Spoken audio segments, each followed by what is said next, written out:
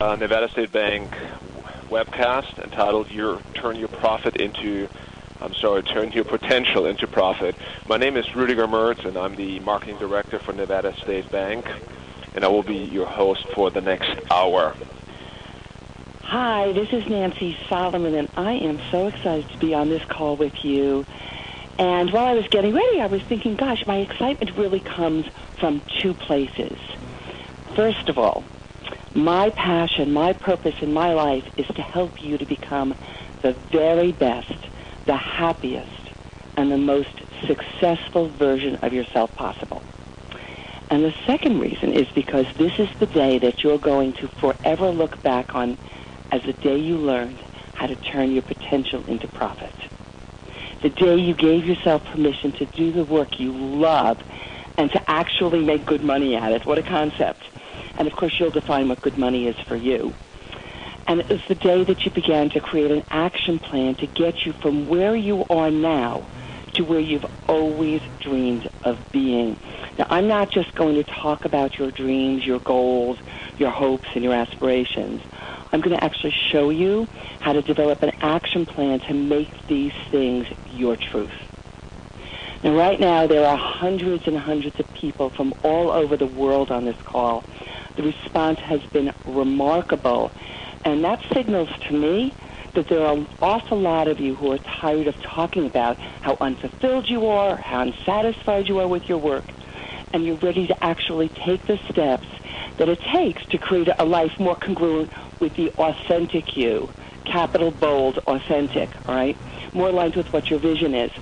Now, for those of you who aren't currently employed, no worries.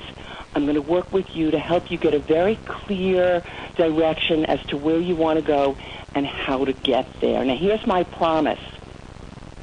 In the next hour, I'm going to give you as much as I possibly can. And at the end of the webinar, we'll tell you how to get more if that's what you're looking for.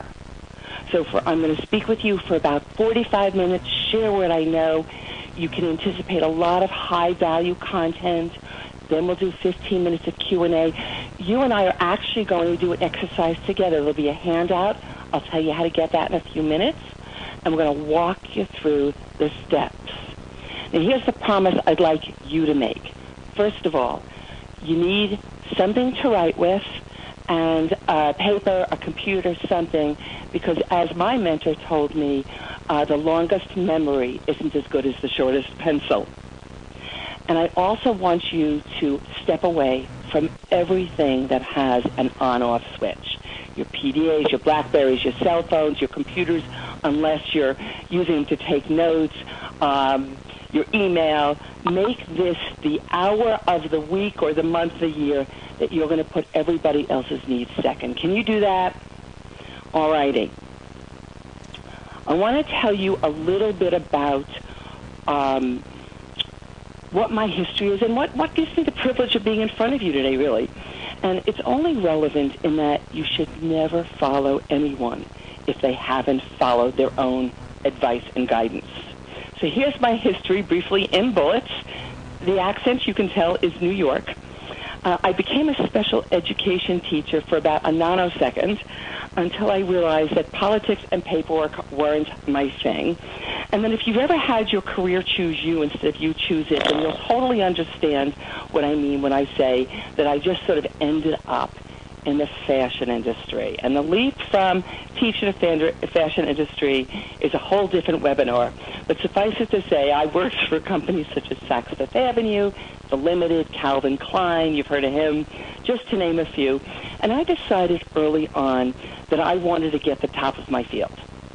And what I discovered is that I apparently was willing to do whatever it took to make that happen. Can you relate to that? Did you ever set yourself on a path and you didn't bother to stop and pass go and collect your money, just kept going? All right. Well, it took me 18 years to reach my goal, and reach it I did. My last position in the industry was the VP of Sales for a European conglomerate. I ran North America. I had everything I thought I had always wanted. Did I mention I was absolutely, positively miserable? You know how they say, be careful what you ask for? Well, the higher I climbed, the further I got away from what was important to me. And I did what so many of us do when we're living someone else's life and when we're not walking our path, but someone else's. Are you ready? I pretended I didn't notice. There I was living this life that seemed to other people to be so glamorous. And the truth is that I always knew in my gut that I wasn't having an impact, that I wasn't making a difference. And I knew I was frustrated, I was detached, I was bored. And I think worst of all, and ladies, I think you can identify with this, I was depressed. And that scared me. Now, the fashion industry is a wonderful, wonderful industry. It's just not where I belonged. And I'm sure as you're sitting listening to this, a lot of you have found yourself in jobs, and at some point you woke up and said, now, I'm doing what here? Like, what am I doing? All right? And my little Solomonism around that is that we do what we do until it gets too painful or we get bored, and then we change. And so the turning point for me was the day I returned from a 10,000-mile worldwide trip. And I sat down on my comfy couch in my New York apartment, and I asked myself one of those life-altering questions that you can't take back once you ask. And the question I asked was, how much money will I have to pay me to forget how much I hate my life? That was a turning point for me. Now, have you ever felt like an imposter? You know, the imposter syndrome? I did. It was huge. And what I realized in that moment is I wanted to find my path, my purpose, what I was meant to do. Now, maybe you feel that right now, that you're not in the right job, but you don't know what the right job is. It's scary, isn't it? Right? Or maybe you don't have a job, and that's even harder sometimes. You simply must ask yourself what kind of job will make you happy. I'm going to show you how to do that today. So you're probably wondering, so she sounds bright. What does she do with all these insights? Let me tell you what I did. I pulled a do-over card. I was 39 years old. I moved to the other coast. I went back to school for my master's in psychology, which is something I'd wanted to do since I was a kid. I got a house, I got a dog, I got a cat, I got 2 children, and there we are. And I've actually, since then, become one of those people I used to hate. You know, the kind of people who can't wait to get to work in the morning? That would be me. So for whatever reason you're on this call, I am certain that you want to love your work, or you wouldn't have shown up today.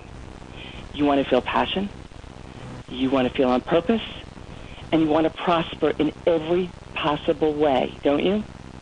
And prosperity, I don't have to tell you, it's not about money only, right? So what's going to be most valuable, I think, for you today is when we get to the part about your money purpose.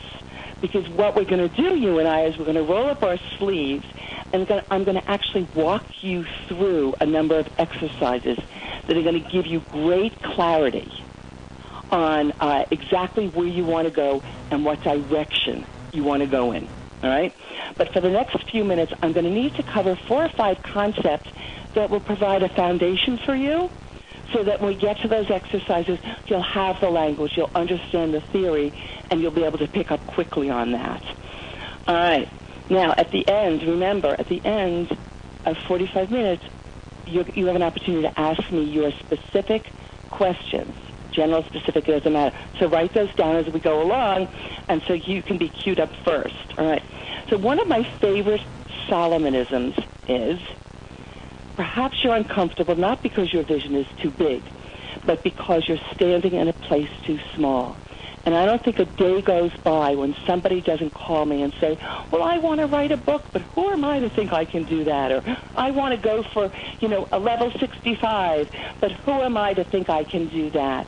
And I want to tell you, your discomfort comes not because your vision is too big, but because what you're doing now is too small for you. So it's like you're the car, a Jaguar, and you're driving around a city street at 30 miles an hour. Well, if you're a Jaguar, you're meant to be on a racetrack at 125, right? So a lot of that discomfort for you is your body is telling you you're not where you belong. Now, one of life's most enduring motivations is our intrinsic desire to create a positive impact in our lives and in our world. And the only way to have meaningful impact is to use your potential to create success in your life and in the lives of those around you. And for all the women out there is a balance between taking care of you and taking care of those around you. We can't go into it today, but I know you know what I'm talking about. All right? I know you know what I'm talking about. So let's look at what actually potential is. When I think of it, I always think of those dried sponges, and they come in this little flat little package, and you add water, and they blow up to these big things. That's your potential. Your potential is the raw goods. It's what you were born with. It's the ingredients to your greatest possibility. I want you to hear me. It's the ingredients to your greatest possibility. It is not the ingredients to your mediocrity. No one has ever called me and said, Nance, I would like to become adequate today. It's your greatest possibility. Your kitchen cabinet, for instance, could be filled with fabulous, fabulous food, but in order to have a delectable meal, you need to actually go to the cabinet, take out the ingredients, combine them in accordance with some yummy recipe, and voila, you have dinner.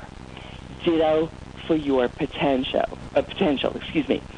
Now, huge news bulletin.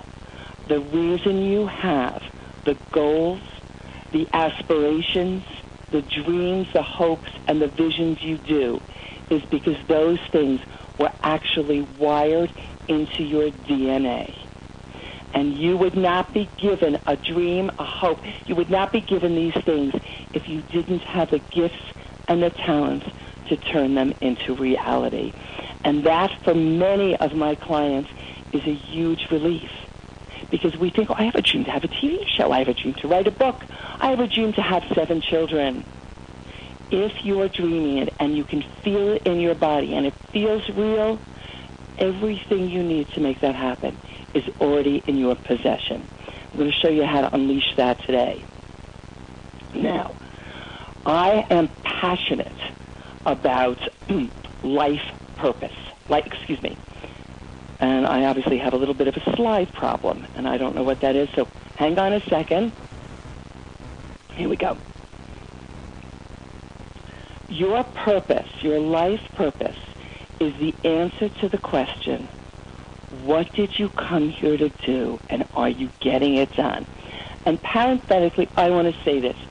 20 years ago, I was one of the first coaches in the United States, which is pretty scary when you think about how many there are now.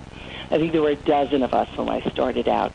And I would tell people or ask people, do you think you have a life purpose? Do you think you have a mission you came here to do? And people would look at me like I had 3 noses. They go, huh? Or they go, boy, is she woo-woo. And now, when I ask that question, people look at me like I'm dumb for even asking. They go, well, yeah, of course. Of course I do. So let's spend a few minutes helping you figure out what yours is if you don't know, or confirming if you do. Everyone is born with a life purpose, whether you know it or not. And what's curious is you're already living it. But that I leave for another time. Your life purpose, it's your reason for being. It's why you were born. It's what you came to contribute. By the way, salespeople out there, we don't talk about what you're selling anymore. We want to talk about your contribution. What is your contribution? What did you come to give? Your life purpose, it's your job in the biggest sense of the word. And it gives meaning to every single thing in your life. It's the mega message that threads through everything that's ever been important to you. And it's almost like if your life had a theme, that would be it. So when you live your life on purpose, when your life isn't just what you do, but it's also who you are, what happens is you develop a connection to yourself and to your spirit that you can't get anywhere else. It's like this solid anchor.